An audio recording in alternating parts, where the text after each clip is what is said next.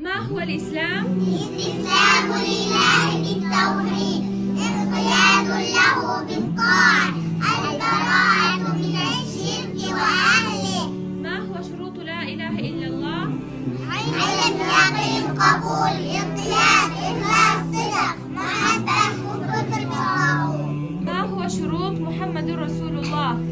طاعته فيما أمر، تصديقه فيما أخبر، اجتناب ما عنه نهي وزجر، ألا يعبد الله إلا بما شرع.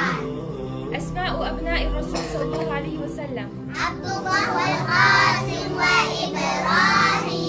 أسماء بنات الرسول صلى الله عليه وسلم. زينب، رقية، أم كلثوم، وحمزة الزهراء.